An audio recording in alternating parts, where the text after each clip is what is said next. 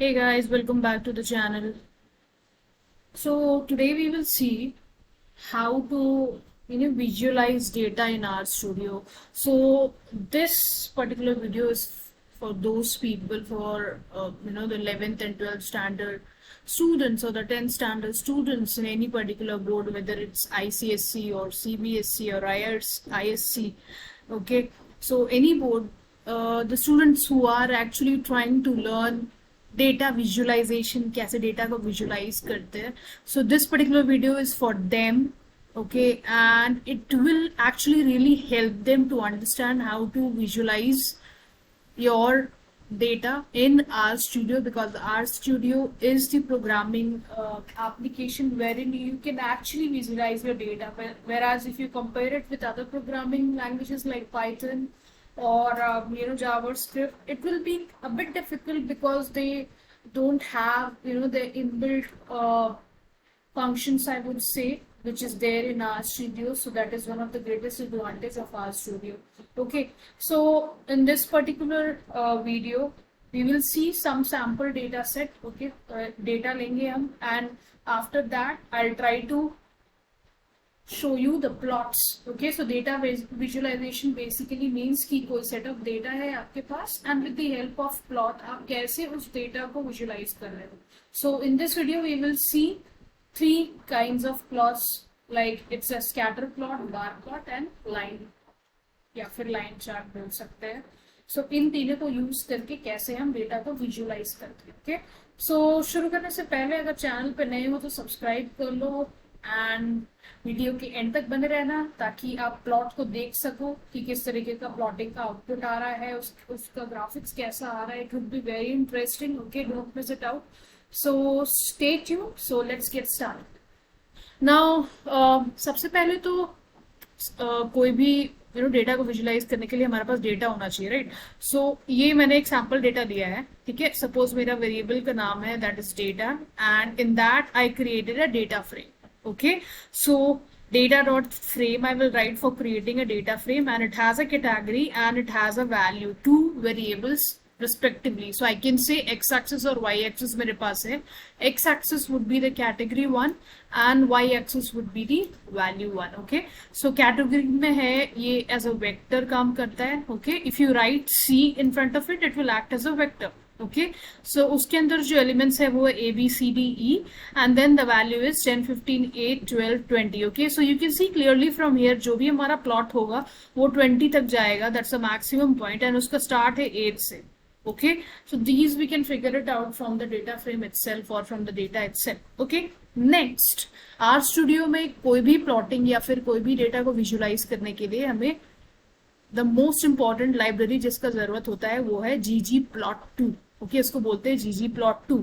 Okay, सो अगर आपके are studio में वो नहीं है सो उसे इंस्टॉल करने के लिए आप इंस्टॉल डॉट पैकेज का यूज कर सकते हैं, जैसे मैंने कमेंट के अंदर डाला है. सो you can use hashtag for commenting in your code. Okay, so install dot packages ggplot ऐसे करके इंस्टॉल कर सकते हो, या फिर डायरेक्टली पैकेजेस में जाकर के और यहाँ सर्च सेक्शन में आप अगर डालोगे ggplot2. ओके, सो यहाँ देखो टिकमार्क आ रहा है, यहाँ टिकमार्क मार के आप डायरेक्ट इंस्टॉल पे क्लिक कर सकते हो.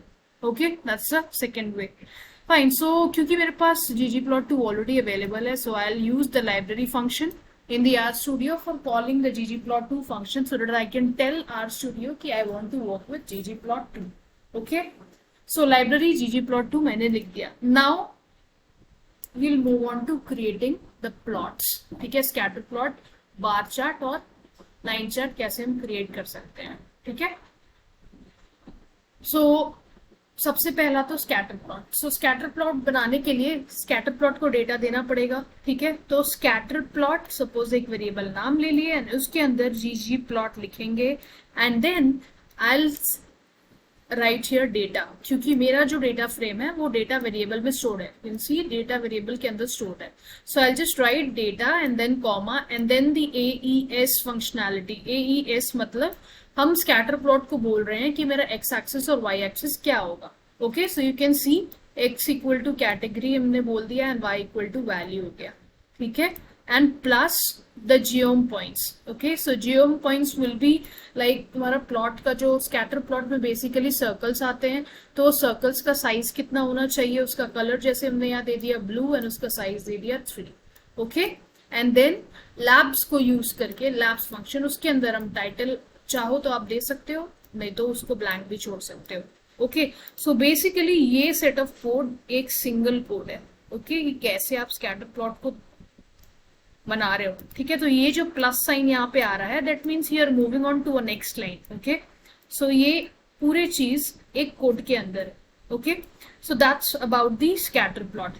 तो आप अगर स्कैटर प्लॉट को देखना चाहोगे स्कैटर प्लॉट कैसे दिखता है, so I can simply write print and then after that I can write scatter plot.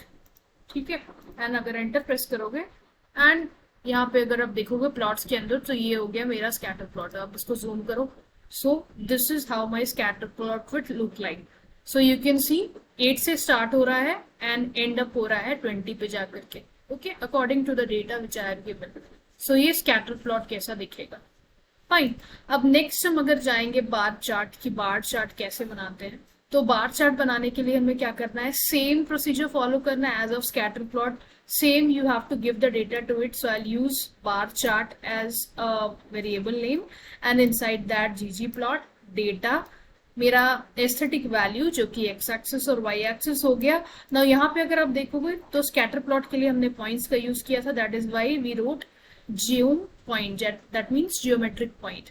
यहाँ पे हमें क्या चाहिए, ये बार चार्ट है, so that is why we know geometric bar. Okay, क्योंकि बार प्लॉट में बार्स के शेप में आते हैं.